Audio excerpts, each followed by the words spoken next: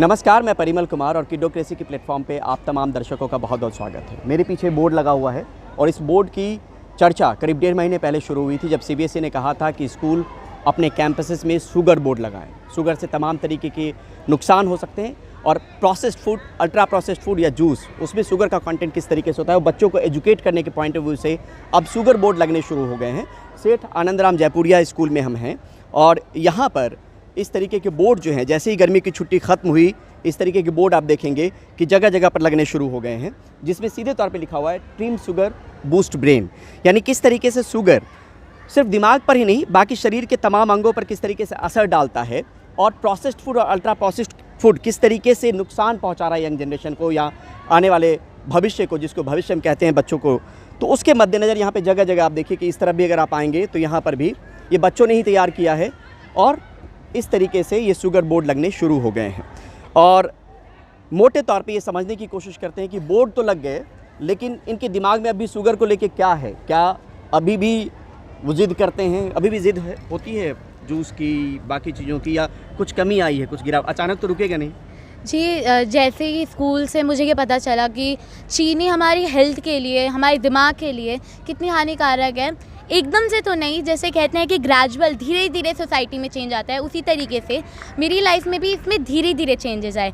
जिस तरीके से मैंने बताया कि पहले जूसेस बाहर से आया करते थे, अब रियल फ्रूट से जूस बनते हैं, उसी प्रकार से मैंने अपने दूध में भी चीनी की मात्रा कम कर दी है, क्योंकि चीनी हमारे लिवर, दिमाग और हमारे हार्ट को भी बहुत ज़्यादा प्रॉब्लम पहुँचाती हैं। यहाँ पे मिसेस शालिनी नाम्बियार हैं हमारे साथ, जो डायरेक्टर प्रिंसिपल हैं जयपुरिया स्कूल की, सेठ आनंदराम जयपुरिया। मैम, इस इनिशिएटिव के बाद आप लोगों ने कैसे इनको एजुकेट करने की सोची है? बोर्ड तो लग गए, हाँ जी। और दूसरी नंबर चीज़ ये कि क्या कुछ बदलाव भी दिख रहा है? देखिए, बोर्ड लग गए पर बोर्ड लगाने से कुछ नहीं होगा, वो हमें एक बहुत बड़ा चेंज लाना पड़ेगा। तो इसलिए इनको एक तो असेंबली में अवेयर करना, जिससे बच्चों को क्या हानिकारक है, तो छोटी छोटी चीज़ें रोज़ करनी, बतानी इनको, जिससे क्योंकि बच्चे इस एज में क्या होता है, इन्फ्लुएंस होते हैं, जैसे आप उनको पढ़ाएंगे वो वैसे ही पढ़ेंगे।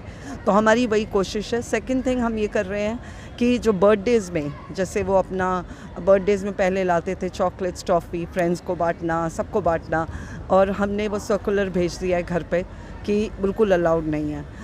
अब उनको अलाउड है कि या तो वो अपने घर के आसपास कम्युनिटी में कहीं पे एक पेड़ उगाएं और उसके साथ फ़ोटो खींच के हमें भेजें, बिकम अ लेगेसी।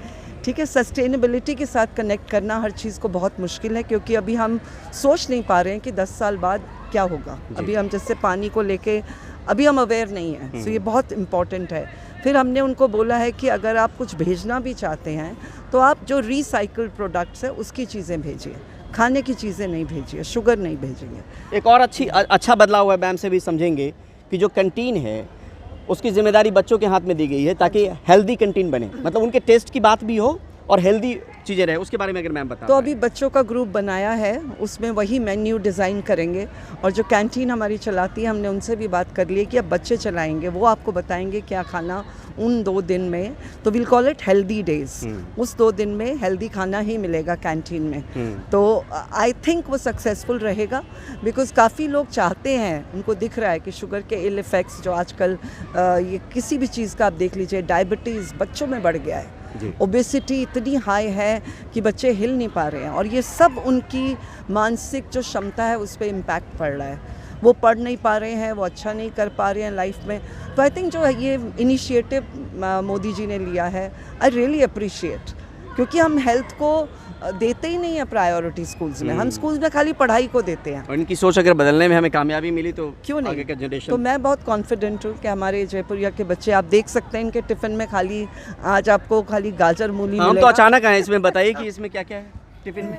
भिंडी अच्छा। और पराठा है। अच्छा, बहुत बढ़िया। इसमें गोभी और रोटी। कोई जूस वगैरह नहीं लेके आते हैं? जूस नहीं लेके आते, सुबह कंप्लीट फ्रूट लेके आते हैं अगर आप हाँ, तो। Complete fruit. ये डॉक्टर भी अक्सर कहते हैं कि जूस की जगह कंप्लीट फ्रूट खाना चाहिए। जूस में आपको प्रिजर्वेटिव्स होते हैं, एडिक्टिव्स होते हैं, शुगर होता है, और ख़ासतौर पे प्रोसेस्ड और अल्ट्रा प्रोसेस्ड फूड, जो पैकेज्ड फूड आइटम हैं, उसमें एम्स के डॉक्टर भी कहते हैं कि HFSS, high fat, salt and sugar, इसकी मौजूदगी होती है, जो हानिकारक है। आपसे भी समझना चाह रहे हैं कि क्या लग रहा है कि कुछ जिद में कमी आई हो, कुछ सोच बदला हो, या धीरे धीरे बदलने की तरफ जो चीज़ें शामिल हो गई होंगी रूटीन में? जैसे जैसे पता चल रहा है कि कितनी ज़्यादा हानिकारक है, वैसे वैसे बदलने की कोशिश कर रहे हैं। एक ही दिन में तो बदलाव नहीं आ पाता, लेकिन अगर अपनी डेली सोचने पर मजबूर हुए हैं। हाँ, अब कम से कम लग रहा है कि अपनी ज़िंदगी के साथ खिलवाड़ कर रहे हैं। अगर हमने इसी को आगे जारी रखा तो हमारे ऊपर ही इसका बुरा असर पड़ने वाला है, और हम कोशिश करते रहेंगे कि हम इसे फॉलो करते रहें, और जो अभी हमने शुरू किया है वो उसे ख़त्म ना करें और अपनी सेहत को सही बना कर रखें। कैंटीन का मेन्यू बदल जाएगा, अब तकलीफ नहीं होगी? नहीं सर, कोई तकलीफ नहीं होगी सर। कैंटीन का मेन्यू बदलेगा, उल्टा मतलब हमारी हेल्थ को ही मतलब बेनिफिट्स मिलेंगे। लाइक आज के टाइम पे मैं देखता हूँ कि लोग स्टार्टिंग में जाने अनजाने में मतलब बाहर का खा लेते हैं, जबकि उन्हें पता भी नहीं होता। बॉटल्स होती है, कोल्ड ड्रिंक्स होती है, उनमें मतलब कंपनी क्या करती है, मतलब जनरली अगर इंग्रेडिएंट्स अगर नहीं लिख रही है तो वो उस पर केमिकल नेम्स लिख देती है ताकि लोगों को पता ना चले।